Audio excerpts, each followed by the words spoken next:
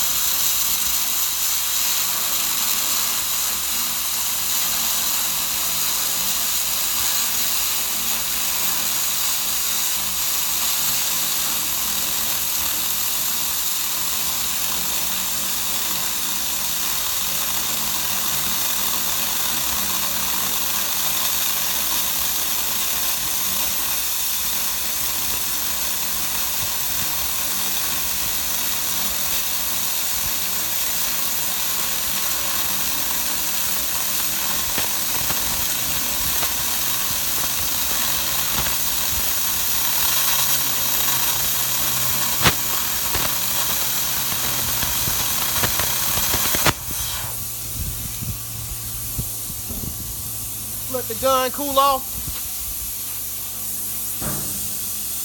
Get a close up on that cut.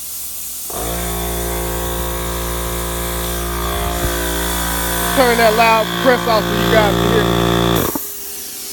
Get a close up on that cut, guys. Just walk. I call that walking the dog. I just take my time and walk it on up there. Follow my line. Get the other side. See what I'm gonna do?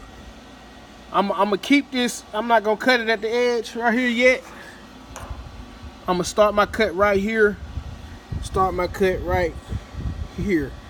Cause I'm gonna keep it tacked in the corners so I can build my hinges and then cut out my tacks. I'm gonna round it, cut out my tacks. That way when I weld the hinges on there and finish cutting it out, it'll already be hinged up. It'll already be a door.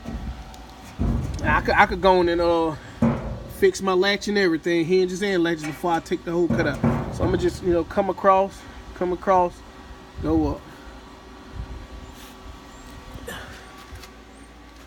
Get the song set back up. Ooh. Let me turn that compressor back on. Well, I will show you finished product when I get done with the cut. Over and out. See you next time, McLaurins Welding.